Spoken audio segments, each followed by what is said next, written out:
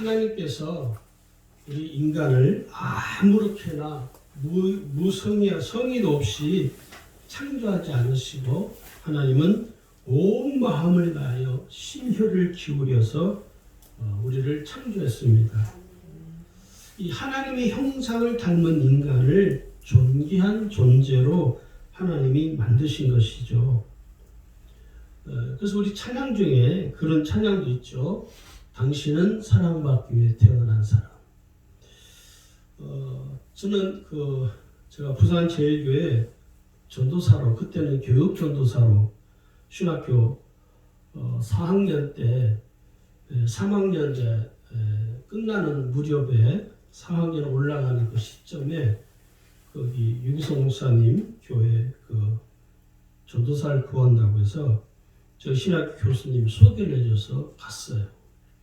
사실 그 전까지는 당신은 사랑받기 위해 태어난 사람이라는 찬양을 몰랐습니다. 그런 찬양을 부르본 적이 없었어요. 그런데 제일교회에 부임을 하니까 첫 주일날 목사님이 저희 가족을 다 이렇게 소개하면서 우리 가족이 다 이렇게 나오니까 목사님 무슨 찬양을 부르냐면은 이 찬양을 부르는 거예요. 당신은 사랑받기 위해 태어난 사람. 저는 처음 듣는 찬양이었습니다. 근데 뭔가 너무 어색하면서도, 왜냐하면 그런 교회 안에서 그 전까지는 그렇게 앞에 나와서 그 성도를 향하여 축복을 하는 찬양을 해본 적이 없거든요. 저도 너무 어색하기도 하고, 또 그 찬양을 처음 들어보니까 당신은 사랑받기 위해 태어난 사람. 이 첫 소절이 마음에 너무 감동이 되는 거예요. 저 지금도 그때 처음 그 교회 갔을 때 소개할 때 성도들이 손을 이렇게 내밀어서 축복성을 불러주는 것을 지금도 참 잊을 수가 없어요. 누군가를 내가 축복한다는 거 얼마나 귀한 겁니까? 그런데 하나님이 우리를 사랑받기 위해 태어난 존재로 하나님이 만드셨다는 것입니다. 할렐루야. 오늘 우리가 이 사실 앞에 나는 하나님 앞에 존귀한 존재이구나 하는 사실을 우리가 잘 깨달아야 할 줄로 믿습니다. 오늘 하나님께서는 여러분, 당신을 향한, 하나님은 여러분 한 사람 한 사람을 향한 하나님의 계획이 있습니다. 여러분 아십니까? 하나님은 여러분을 위한 놀라운 계획을 갖고 계십니다. 불행하게도 반면에 우리는 그 하나님이 나를 향하신 하나님의 그 놀라운 계획을 내가 알지 못한 채 산다는 것입니다. 그게 더 안타까운 것이죠. 그래서 하나님은 우리를 향한 계획이 있는데 그 하나님께서는 우리를 만드실 때 아주 심오하게 신묘막측하게 창조했다라고 성경은 기록을 하고 있습니다. 오늘 읽은 이 본문에 보면 14절에 그랬죠. 나를 지으심이 심히 기묘하심이라. 개역성경에는요, 저는 개역성경 표현이 훨씬 더 은혜로운 것 같아요. 신묘막측하심이라고 기록이 되어 있습니다. 이 한자를 풀어 설명하자면 감히 헤아릴 수 없을 정도로 신기하고 오묘하다는 뜻입니다. 여러분 거울을 아침에 일어나서 거울을 딱 볼 때 어쩜 저렇게 신묘막측하게 생겼을까, 그렇게 감탄해 본 적이 있으십니까? 네? 어떤 분은 그래요. 자기를 보면서 싫대요. 자기 자신이 너무 싫다라고 한탄하는 성도들이 의외로 많더라고요. 그 뭐냐? 하나님이 나를 신묘막측하게 창조했다는 사실을 부정하는 것이죠. 믿지 않는 거예요. 우리는요, 특히 우리 한국 사람들은 이 외모에 대해서 너무 비하하는 사람들이 많아요. 자기 외모를 보고 나는 내 모습이 나도 싫어, 이렇게 말하는 사람들이 의외로 많습니다. 그것은 하나님이 나를 아주 존귀한 존재로 창조했다는 사실을 부정하는 것이죠. 여러분 한번 생각해 보세요. 이 세상에 그 수많은 사람들이 살아가는데 이 세상에 나와 똑같은 사람이 있습니까? 없습니다. 비스무리한 사람은 있어요. 똑같지는 않습니다. 머리에서 발가락 끝까지 100% 똑같은 사람은 없어요. 비슷한 사람은 있을지 몰라도 여러분 심지어 쌍둥이 아시죠? 쌍둥이도 어때요? 다릅니다. 똑같지가 않습니다. 그만큼 하나님은 우리를 신묘막측하게 창조하셨다 하는 말이죠. 그리고 두 번째는요. 하나님은 우리를 하나님의 형상을 따라서 우리를 창조했습니다. 그 말은 우리는 하나님의 형상을 닮은 존귀한 존재라는 것입니다. 창세기 1장을 보시면 그렇게 말씀을 하죠. 1장 26절 7절을 보시면요. 하나님이 이르시되 우리의 형상을 따라 우리의 모양대로 우리가 사람을 만들고 이렇게 이루었어요. 27절에 가면요. 하나님이 자기 형상고 하나님의 형상대로 사람을 창조하시되 남자와 여자를 창조하시고 남녀가 그래서 평등한 거예요. 여러분 남자분들이 잘 오해하고 있는 건데 여자를 내 갈비에서 여자를 취했다고 해서 여자가 나보다 못한 존재가 아니라는 거 알아야 돼요. 하나님이 자기 형상 곧 하나님의 형상대로 사람을 창조하시되 남자와 여자를 동등하게 창조했다는 거예요. 할렐루야. 네. 그러면서 하나님께서는요. 이렇게 인간을 창조하시면서 하나님께서는 그 하나님의 형상을 닮은 인간을 위해서 하나님은 모든 다스리는 이 세상의 모든 만물을 관리하고 다스리는 청지기적인 삶을 우리에게 허락하신 것입니다. 할렐루야. 여러분 하나님의 형상이 뭡니까? 하나님의 성품, 하나님의 모습, 하나님의 인격을 말하는 것이에요. 하나님의 인격을 닮은 존재로 우리를 만드셨다는 것입니다. 그래서 우리는요. 나의 모습을 통해서 뭐가 흘러가야 되느냐면 하나님의 성품이 흘러가도록 해야 됩니다. 하나님의 성품이 드러나도록 해야 된다는 것이죠. 또 나를 통해서 하나님의 사랑이 흘러가도록 해야 되고 하나님의 은혜가 흘러가도록 해야 됩니다. 나를 보면서 많은 사람들이 하나님 정말 살아계시고 저는 제가 예수 믿으면서 여러 사람 이렇게 만나고 그러지만은 어떤 한 분을 이렇게 보면 저분은 정말 예수님 같다. 야, 저분은 어쩜 저렇게 믿음이 좋을까? 야, 어떻게 저분은 은혜가 충만할까? 어떻게 저분은 하나님의 사랑이 그렇게 저분을 통해서 풍성하게 흘러가는 것일까? 이것을 보는 기쁨이 있어요. 근데 어떤 사람을 보면 왜 저러지? 아니 예수를 믿는데도 예수를 믿는 성도이고 예수를 믿는 집사이고 예수를 믿는 권사이고 예수를 믿는 장로이고 예수를 믿는 목사인데도 불구하고 왜 저러지? 저분을 보면 하나님이 안 계실 것 같아. 이렇게 여겨지는 사람도 있습니다. 여러분 어떠세요? 자, 그러면 나 자신에게 적용을 한번 해봅시다. 나는 과연 사람들에게 나를 통해서 사람들이 하나님은 살아계시다. 야, 저분은 정말 하나님이 역사하시는 분 같아. 저분 어떻게 저렇게 늘 은혜로울까? 야, 저분 어떻게 늘 하나님의 사랑으로 충만할까? 이렇게 비춰지고 있느냐 하는 문제입니다.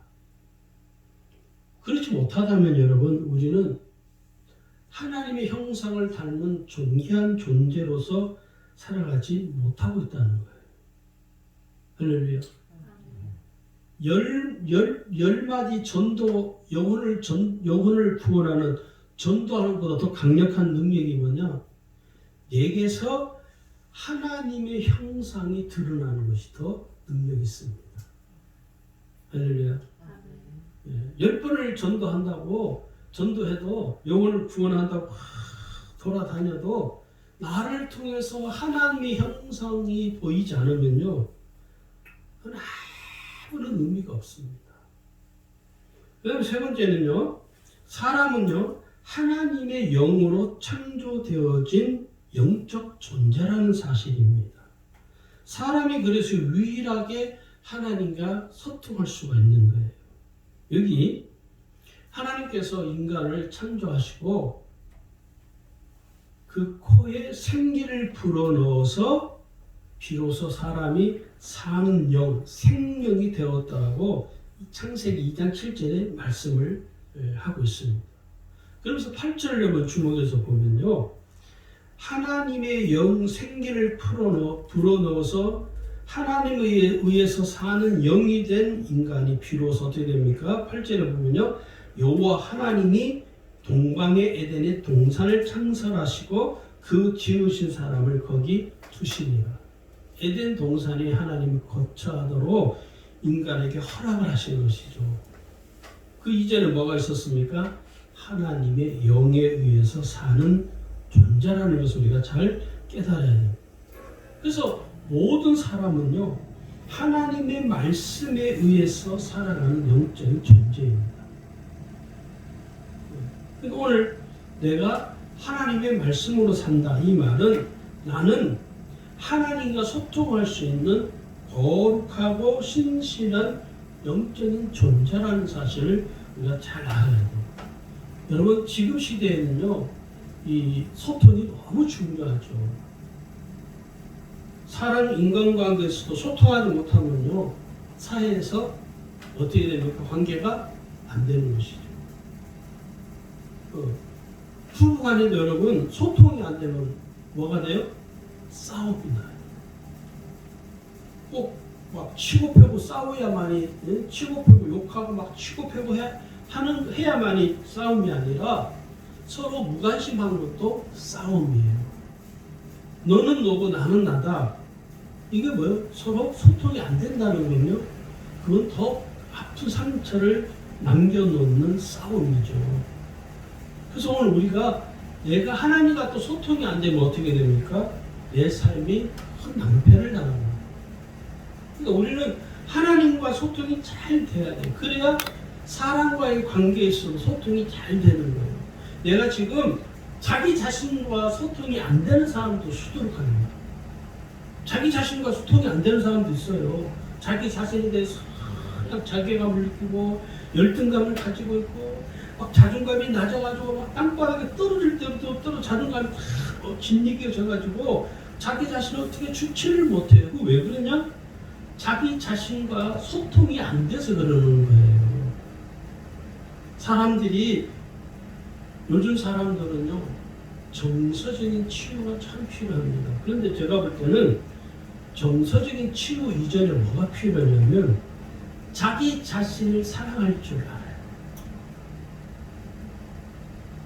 자기 자신을 사랑하지 못하고 자기 자신을 이렇게 소통이 안 되는 사람, 또 다른 그런 사람들도 또 다른 사람과의 관계에서도 서로 소통이 안 되고, 이런 모든 것들이 어디서 빚어진 결과이냐면 하나님과 소통이 안 되기 때문에 나타나는 현상들입니다.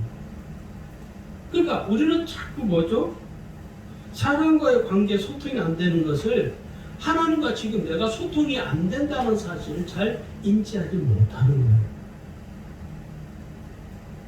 이건 내 말이 아니라 성경이 우리에게 그렇게 말씀하고 있어요. 할렐루야. 하나님과 소통이 잘 되는 사람은요, 사람과의 관계에 있어서 소통이 원활하게 잘 됩니다. 그리고 자기 자신과의 소통에서도 원활하게 잘 이루어져 가는 거예요. 오늘 많은 사람들이 나는 존귀한 존재이라는 사실을 잘 모른 채 사는 것이죠.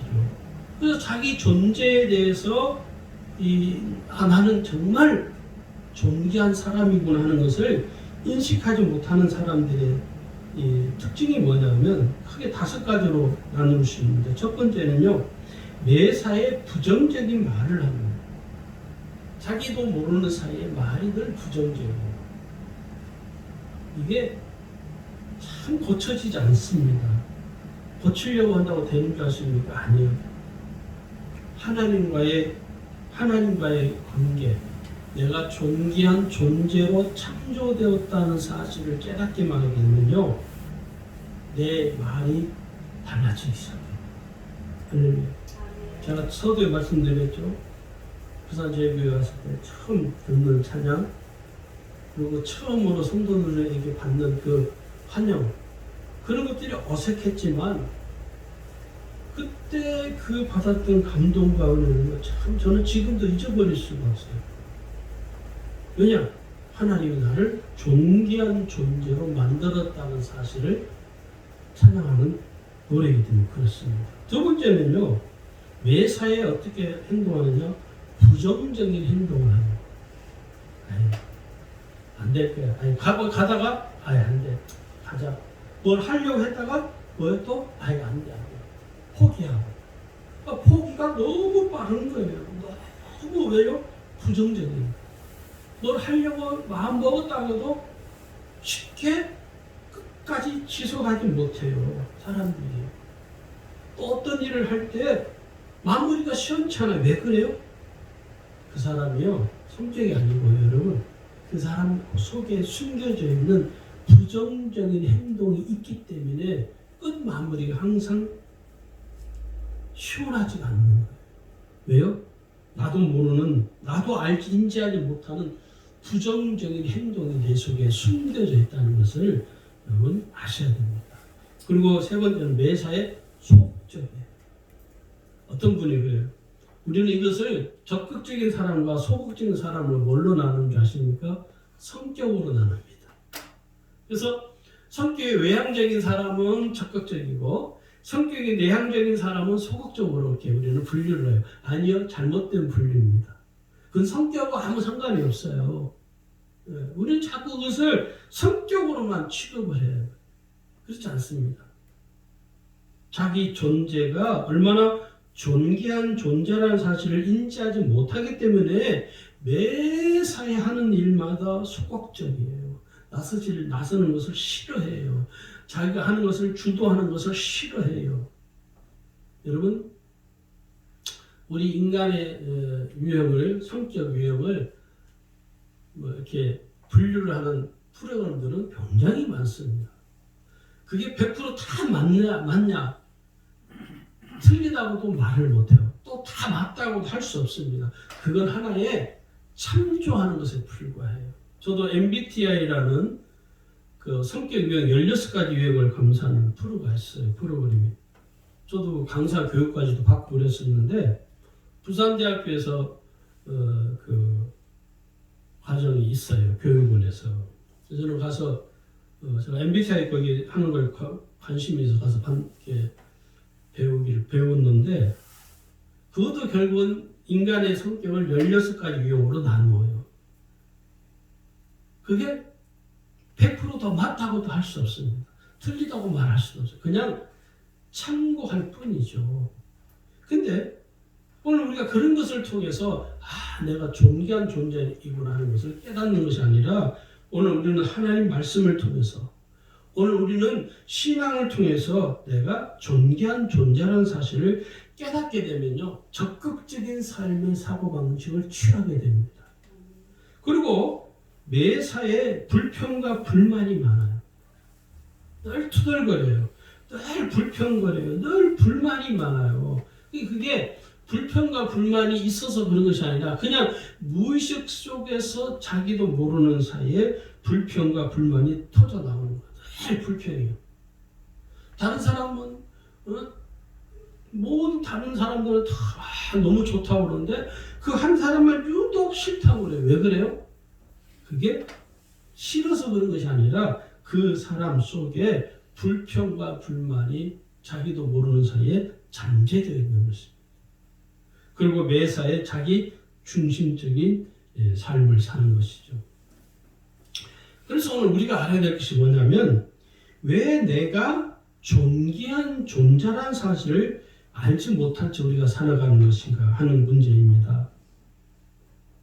오늘 예수 믿는 성도들조차도 내가 하나님의 형상을 닮은 존귀한 존재라는 사실을 잘 인지하지 못합니다. 그 이유가 뭐냐면 살아계신 하나님을 신뢰하지 않기 때문입니다.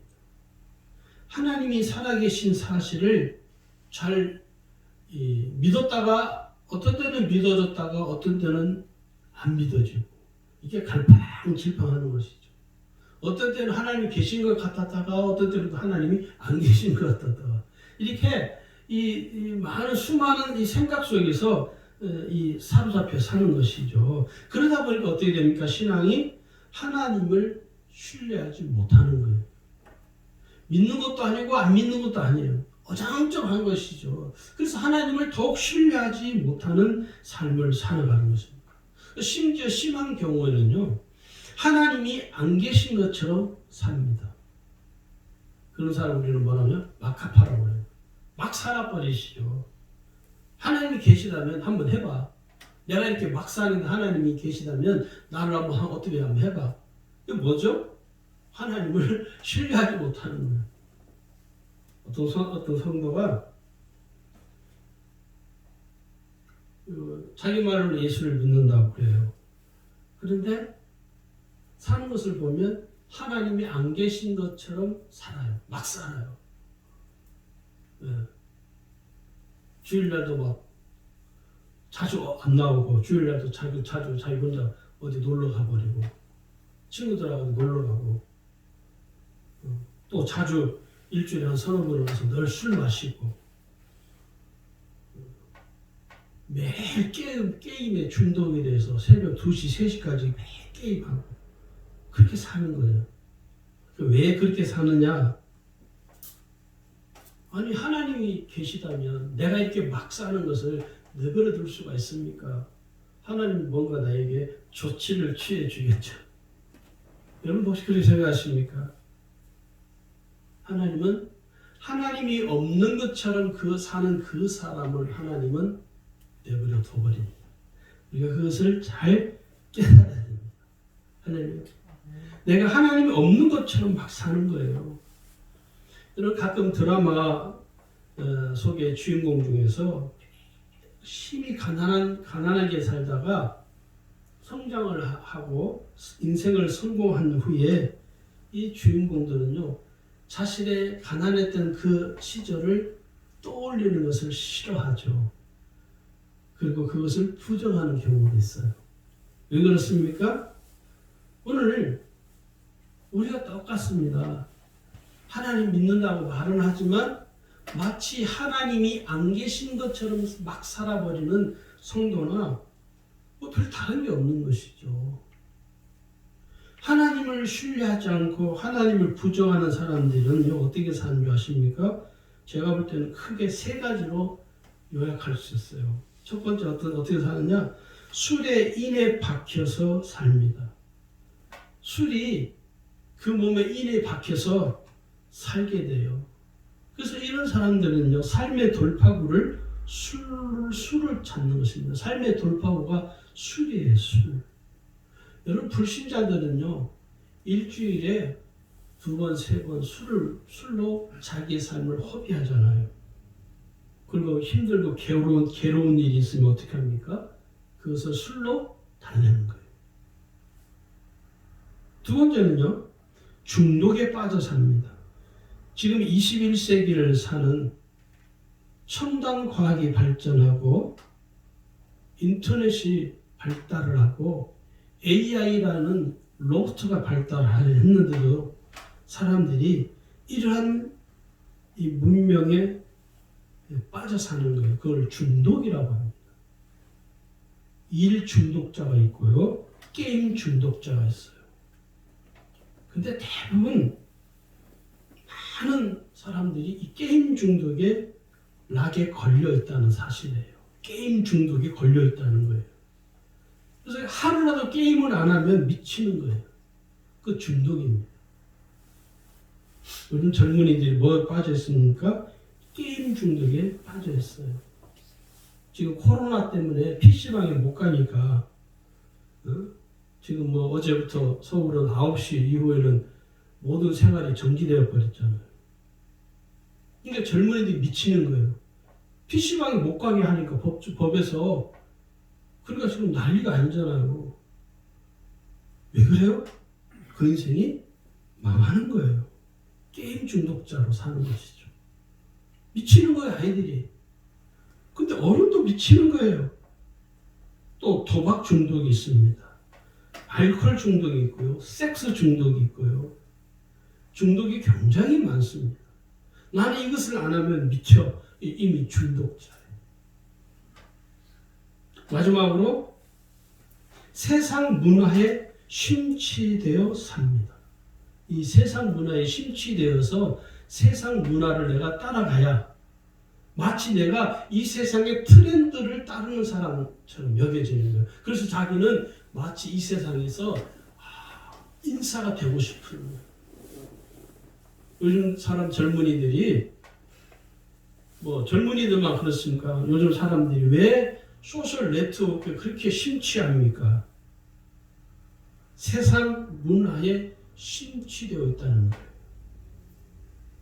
세상 문화에 심취되어 있으니까 페이스북이나 다른 이런 소셜 네트워크를 통해서 자기를 자꾸 드러내고 싶은 거예요. 자기를 자꾸 자랑하고 싶은 거예요. 내가 지금 이걸 하고 있다. 내가 지금 이것을 하고 있다는 것을 사람들이 자꾸 보여주고 싶은 거예요. 이게 경쟁이 되다 보니까요. 너도 나도 할 것 없이 이 세상 문화에 심취된 사람 시대에 지금 우리가 이 홍수 속에 묻혀서 사는 것이죠. 인스타그램 들어가는 거 보세요. 오늘 우리가 이 세상 문화에 심취되어 살아가는 우리의 모습을 보면서 내가 얼마나 존귀한 존재를 알지 못하는가를 우리가 알아야 됩니다. 이런 사람들은 여러분 잘 아셔야 돼요.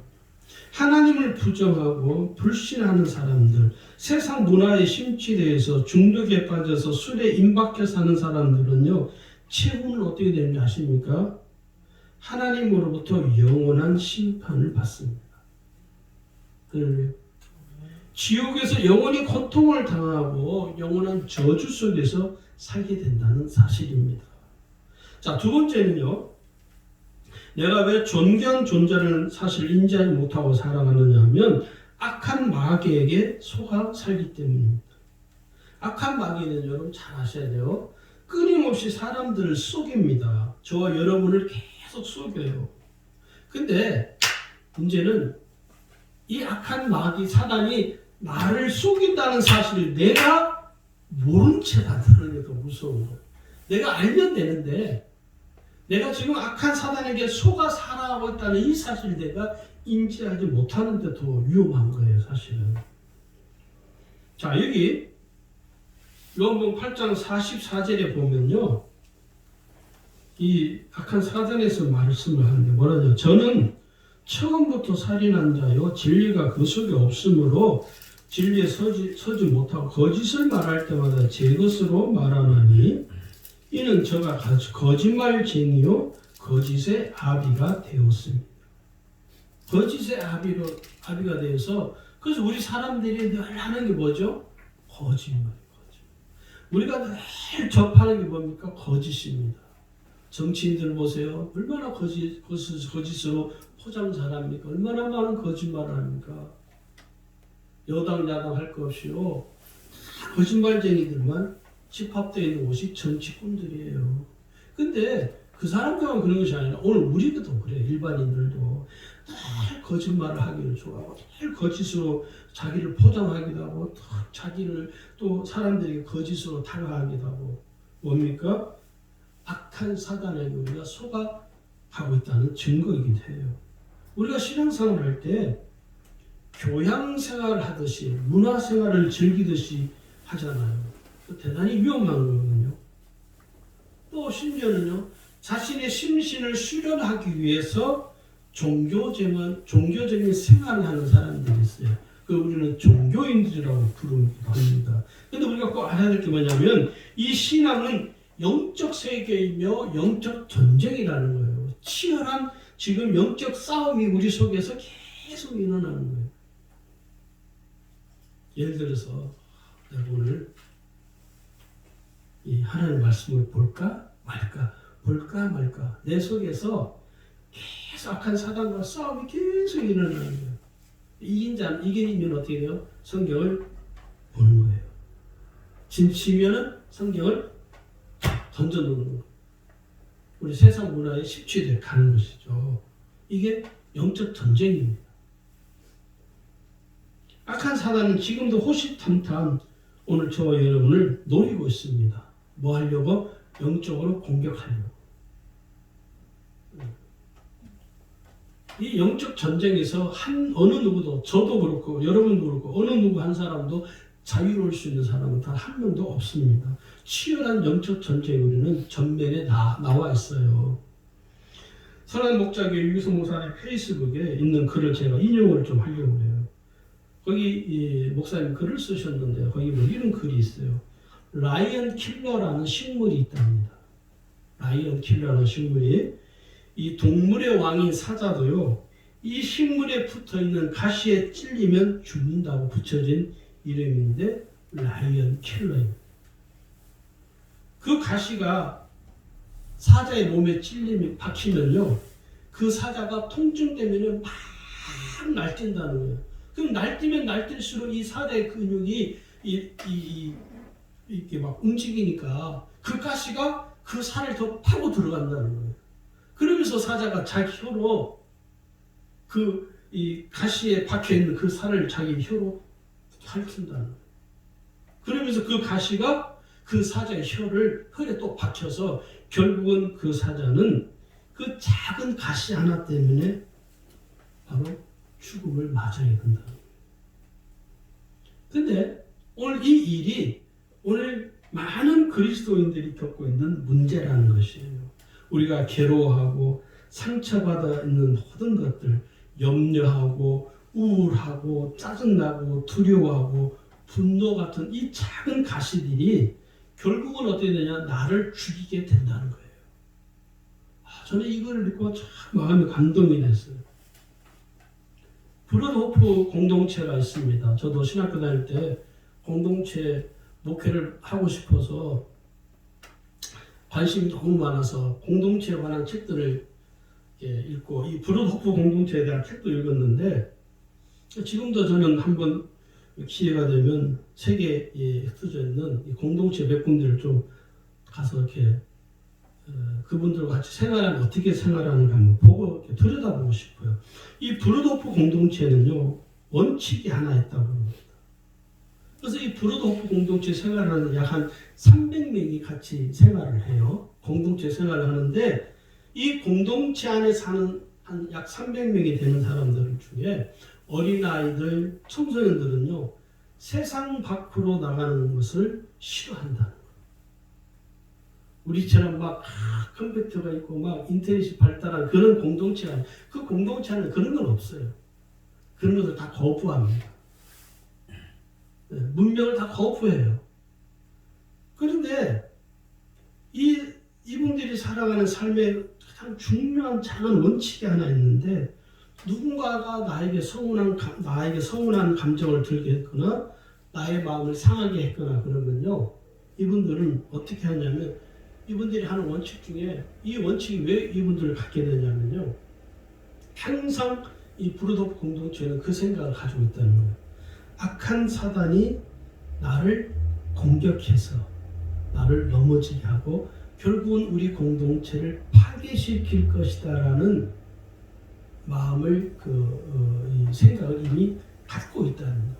그래서 누군가 나에게 상처를 주고 누군가 나에게 마음을 상하게 하고 나에게 서운한 말을 하고 내가 누군가에게 마음이 상하면은 어떻게 하는 줄 아십니까? 이분들은 그 상대에게 직접 찾아간다는 거예요. 다른 사람에게 가서 내가 저 누구누구 때문에 지금 마음이 너무 힘들어 내가 누구누구 때문에 지금 마음이 상해서 이렇게 원망하지 않고 상대를 비판하지 않고 상대를 정죄하지 않고 그 상대에게 직접 찾아가서 사랑의 마음을 가지고 서로 대화를 한대요. 내가 사실 당신한테 이런 마음이 서운하다.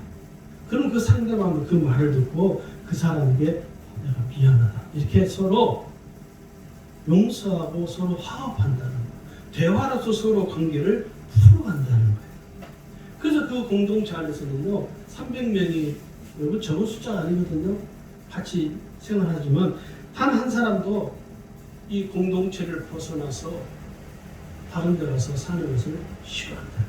왜? 그 공동체 안에 있으면 평화롭고 그렇게 행복할 수가 없고, 그러니까 서로가 신뢰가 되고 한 가족처럼, 여러분 300명이 한 가족처럼 지낸다는 건 쉽지 않습니다. 우리 교회도 300명도 안 되는데, 여러분 우리도 가족처럼 못 지내잖아요. 근데 거기는 가족처럼 이렇게 지낸다. 그러니까 그 작은 가시들을 그들은 내버려 두지 않는다는 거예요. 이 사단은 그 작은 가시를 우리를 자꾸 건드는 거예요. 어떤 사모님이요, 그런 고백을 했다고 써있어요. 내 안에 있는 포도원을 하는 작은 노가 무엇인지 깨달았습니다. 내가 미디어의 약함을 깨달았습니다. 다 죽은 것 같은 혈기가 다시 일어나고 음란한 유혹에 무너지고 거짓과 탐욕의 죄에 무너지는 것이 세상을 기웃거리게 되고 마귀에게 틈을 주었던 작은 힘을 깨달았습니다. 오늘 많은 그리스도인들이요, 세상에 한눈팔지 말라고 하면 한숨을 쉰다고 해요. 세상을 여러분 쫓아가지 마십시오. 여러분 세상에 눈을 두지 마시고 이렇게 말을 하면 한숨을 쉰다는 거예요. 너무 힘들다고 탄식한다는 거예요. 그건요, 정말 그게 힘들어서가 아니고요, 주님을 진정으로 사랑하지 못하기 때문에 나타나는 결과입니다. 여러분 한번 생각해, 누구나 사랑하는 사람이 생기면 어떻게 합니까? 다른 사람에게 한눈 팔지 않습니다. 마찬가지로 내 마음에 거하시는 주님을 사랑하게 되면요, 나의 시선이 세상으로 한눈 팔지 않는다는 거예요. 왜? 내가 주님을 사랑하기 때문에. 나는 오직 주님만을 사랑해야 돼. 주님과 연애하는 그 심정으로 살기 때문에 다른 것에 내가 한눈 팔 수가 없다는 거예요. 세상에 한눈 팔지 않는다는 거예요. 우리 안에 있는 작은 가시 하나가 우리를 넘어지게 한다. 여러분 속에 있는 작은 가시가 무엇입니까? 그것을 여러분 빼내십시오.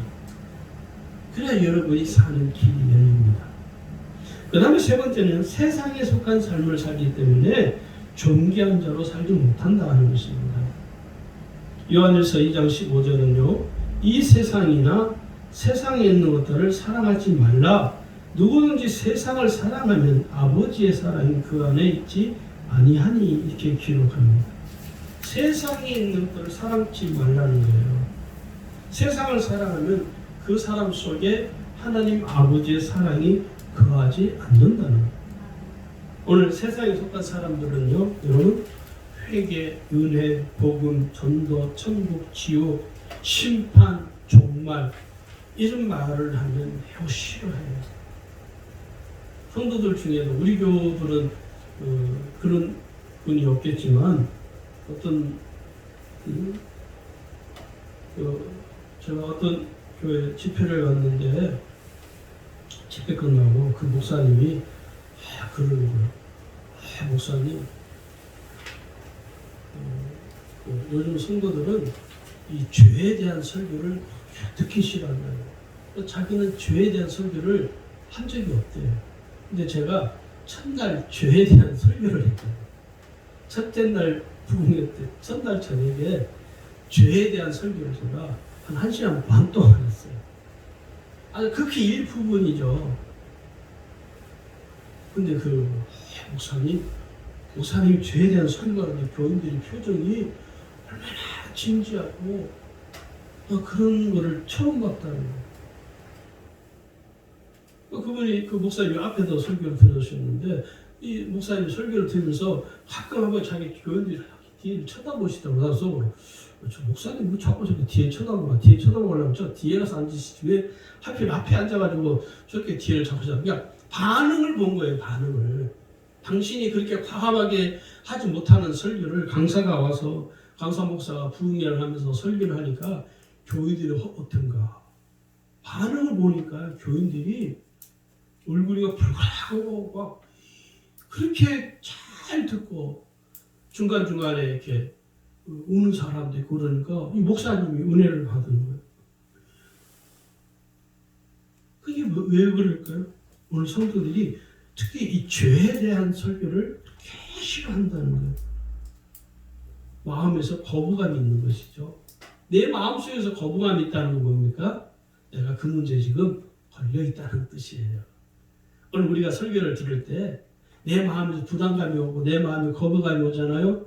그건 여러분 심령 속에 그 말씀이 걸리는 거예요. 그 문제가 해결되지 않았다는 거예요. 그것이 해결되어야 하나님이 여러분에게 역사할 수 있는데 그 문제가 해결되지 않기 때문에 하나님이 여러분을 통해서 역사할 수가 없는 겁니다. 우리가 그것을 잘 깨달아야 합니다. 자, 그러면 존귀한 자로 살기 위해서 오늘 어떻게 해야 되느냐? 첫 번째는요, 하나님이 나를 사랑한다는 사실을 믿어야 합니다. 할렐루야. 여러분, 하나님이 나를 사랑하시는 믿으십니까? 정말 하나님이 나를 사랑하세요. 나를 사랑하는 그 결정체가 뭡니까? 예수님이십니다. 요한복음 3장 16절 우리가 요절 같은 말씀이죠. 하나님이 세상을 이처럼 사랑하사 독생자를 주셨으니 이는 저를 믿는 자마다 멸망치 않고 영생을 얻게 하려 하십니다. 그게 하나님의 사랑입니다. 사랑의 완성이 십자가의 은혜입니다. 나를 대신해서 죽을 사람 있습니까? 여러분 부모도 여러분을 위해서 대신 못 죽습니다. 부모가 나를 대신해 죽을 수가 없어요. 또 내 죄의 문제를 해결해 줄 수 있는 사람이 이 세상에 있습니까? 없습니다. 할렐루야. 누가 내 죄를 대신해 죽을 수 있습니까? 오직 유일하게 예수님만이 내 죄를 대신해서 나를 대신해서 죽으셨죠. 내 죄를 해결하시기 위해서 예수님 십자가에서 피 흘려 죽으셨잖아요. 그것이 하나님이 나를 사랑하시는 증거입니다. 하나님이 정말 나를 사랑하신다면 그 사랑을 나한테 보여줘. 이렇게 누군가 말하면 여러분 분명하게 대답을 하십시오. 예수님이 당신을 위하여 십자가에서 죽으셨습니다. 이것이 하나님이 당신을 사랑한 증표입니다. 라고 말할 수 있어야 돼요.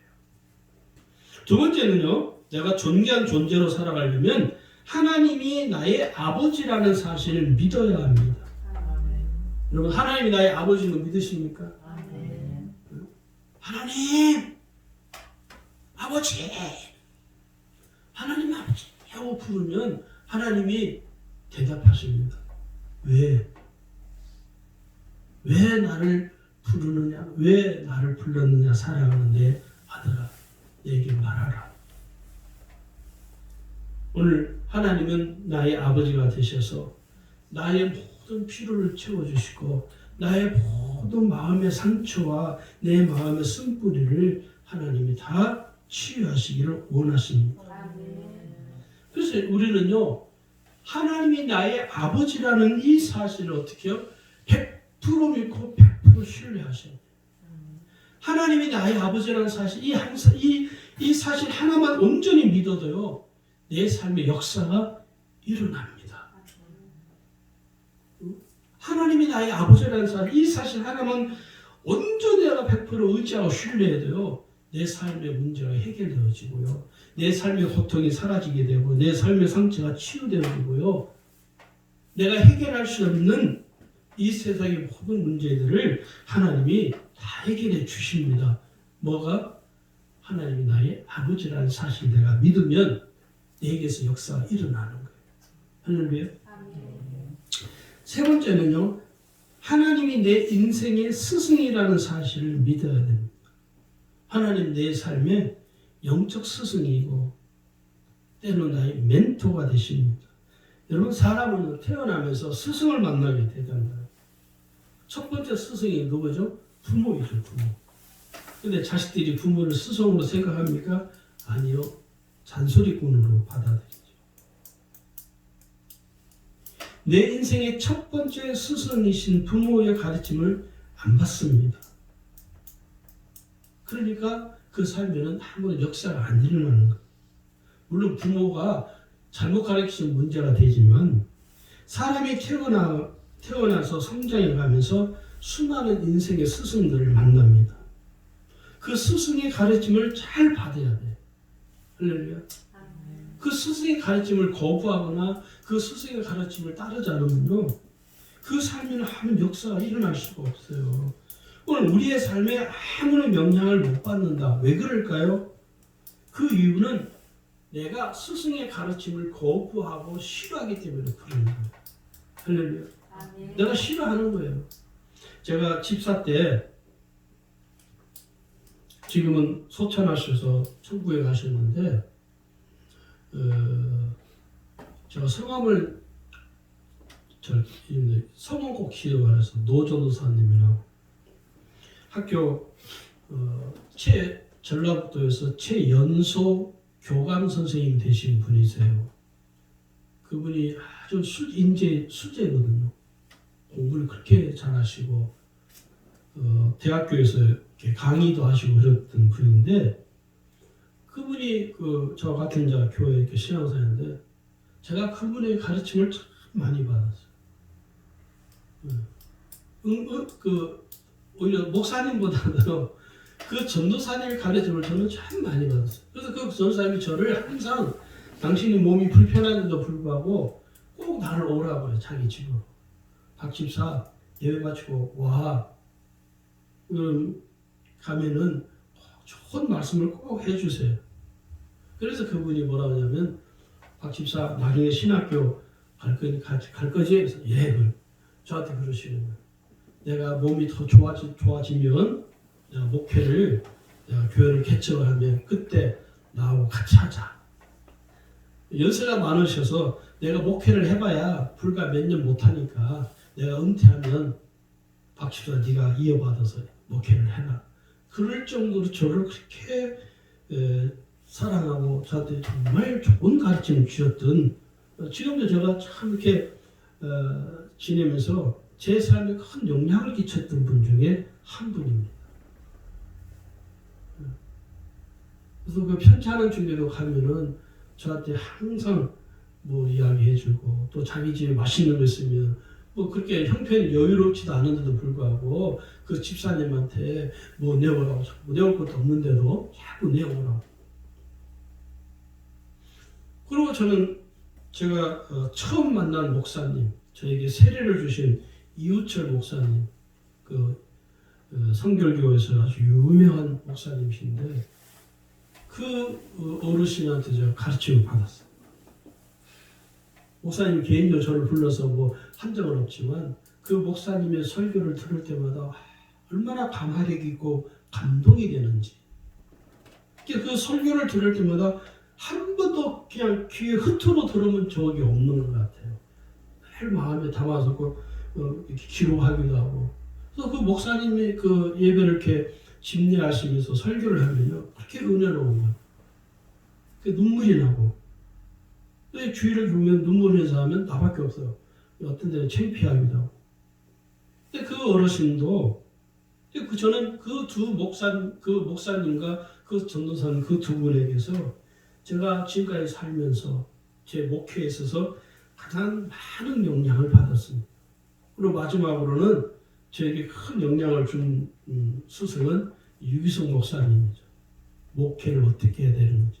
저한테 한 번도 박 전도사 목회를 이렇게 하는 것이고 설교를 이렇게 하는 것이고 사람들을 이렇게 하는, 한 번도 한 적은 없어요. 말로서 가르친 것이 아니라 당신의 목회를 통해서 가르치는 것이죠. 저는 이 세 분을 통해서 제 삶에서 많은 영향을 받았고 가르침을 받았습니다. 여러분, 신앙생활도 있어서 여러분, 내가 나의 영적 스승들의 가르침을 잘 받으셔야 돼요. 그래야 겸손한 자요. 겸손하지 못하고 교만한 자들은요, 가르침을 거부합니다. 실제로. 오늘 성경 우리에게 분명히 말씀하기를 시편 147편 6절에 보니까 이렇게 말씀합니다. 여호와께서 겸손한 자들은 붙드시고 악인들은 땅에 엎드러 들으시는도다. 하나님께서는 겸손한 자들을 세워주신다는 거죠. 그들을 붙들어 주시고 그에게 힘 주시고 능력 주시고 은혜 주신다는 거예요. 그러나 교만한 자들은 하나님 어떻게 합니까? 바라보지도 않는다는 거예요.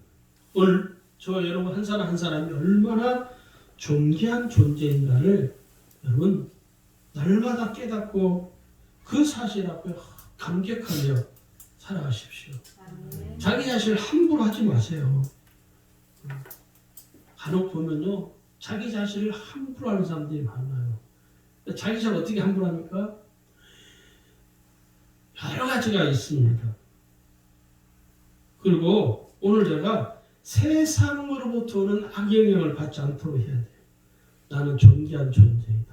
나는 하나님의 형상을 닮은 하나님의 사랑을 듬뿍 받은 참으로 귀한 존재이다. 이 사실을 여러분들 인식하고 살아가시길 주의 이름으로 축원합니다.